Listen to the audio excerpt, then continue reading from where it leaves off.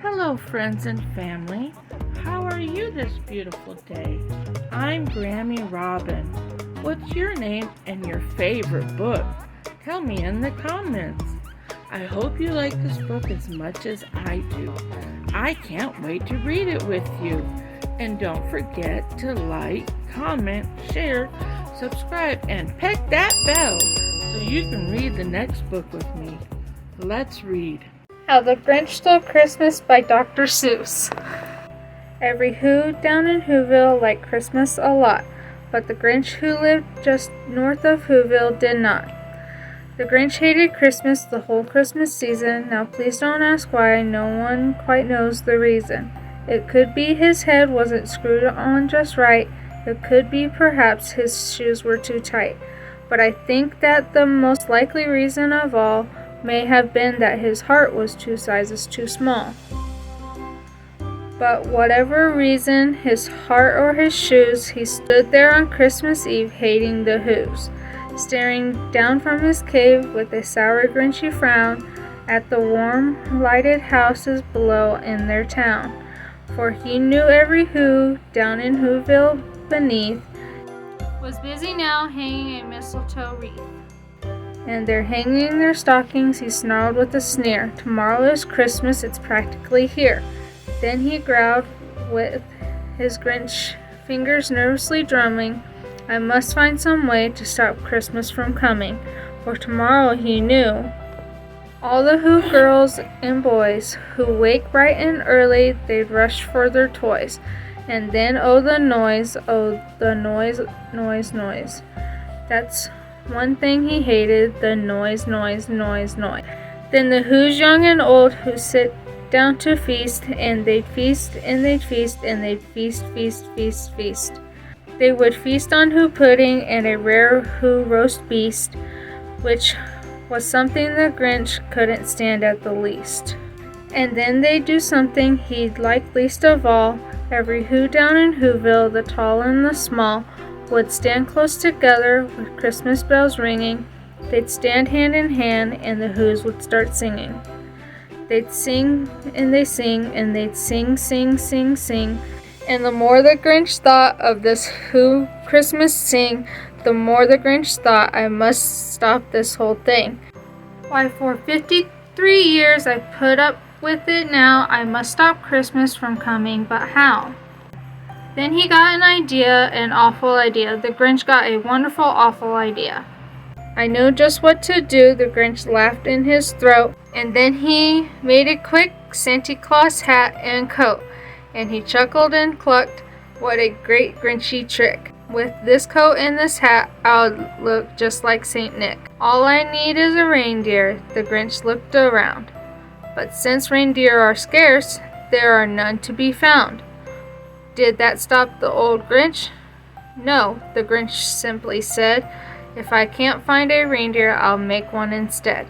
So he called his dog Max, then he took some red thread and tied a big horn on top of his head. Then he loaded some bags and some old empty sacks on a ramshackle sleigh, and he hitched up old Max. Then the Grinch said giddy up, and the sleigh started down toward the homes where the Whos lay a snooze in their own town. All their windows were dark, quite snow filled the air. All the Whos were dreaming sweet dreams without care. When he came to the first little house on the square, this is stop number 1, said old Grinchy Claus hissed. And he climbed on the roof, empty bags in his fist. Then he slid down the chimney, a rather tight pinch. But if Santa could do it, then so could the Grinch.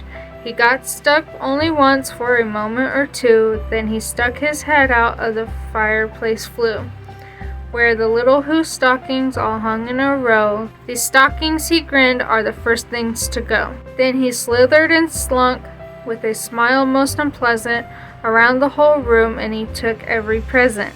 Pop guns and bicycles and roller skates and drums, checkerboard tricycles, popcorn and plums. And he stuffed them in bags. Then the Grinch very nimbly stuffed all the bags, one by one, up the chimbley. Then he slunk to the icebox, he took the Who's feast, he took the Who pudding, and he took the roast beast. He cleaned out the icebox as quick as a flash. Why, that Grinch even took their last can of Who hash. Then he stuffed all the food up the chimney with glee. And now, grinned the Grinch, I will stuff up the tree. And the Grinch grabbed the tree and he started to shove. Then he heard a small sound like a coo of a dove. He turned around fast and then he saw a small Who, little Cindy Lou Who was not more than 2. The Grinch had been caught by this tiny Who daughter who got out of bed for a cup of water. She stared at the Grinch and said, Santa Claus, why? Why are you taking our Christmas tree? Why? But you know the old Grinch was so smart and so slick, he thought up a lie and he thought it up quick. Why, my sweet little tot, the fake Santa Claus lied. There's a light in this tree that won't light on one side. So I'm taking it home to my workshop, my dear. I'll fix it up there, then I'll bring it back here. And as fibful the child, then he patted her head and he got her a drink and sent her to bed. And when Cindy Lou Who went to bed with her cup, he went to the chimney and stuffed the tree up. Then the last thing he took was the log for their fire. Then he went up the chimney himself, the old liar. On their walls he left nothing but hooks and some wire. And the one speck of food that he left in the house was a crumb that was even too small for a mouse. Then he did the same thing to the other Who's houses, leaving crumbs much too small for the other Who's mouses. It was 1/4 dawn, all the Who's still in bed, all the Who's still a snooze. Then he packed up his sled, packed it up with their presents, the ribbons, the wrappings, the tags and the tinsels, the trimmings and the trappings. 3,000 feet up the side of Mount Crumpet, he rode with his load to the tip top to dump it. Pooh-pooh to the Who's, he said grinchishly humming. They're finding out now that no Christmas is coming. They're just waking up, I know just what they'll do. Their mouths will hang open a minute or two. Then the Who's down in Who-ville will all cry boo-hoo. That's a noise, grinned the Grinch, that I simply must hear. Then he paused, and the Grinch put his hand to his ear, and he did hear a sound rising over the snow. It started in low, and then it started to grow. But the sound wasn't sad. Why, the sound sounded merry. It couldn't be so. It was merry, very. He stared down at Who-ville. The Grinch popped his eyes. Then he shook. What he saw was a shocking surprise. Every Who down in Who-ville, the tall and the small, was singing without a present at all. He hadn't stopped Christmas from coming. It came. Somehow or other, it came just the same. And the Grinch in his Grinch feet, ice cold in the snow, stood puzzling and puzzling. How could it be so?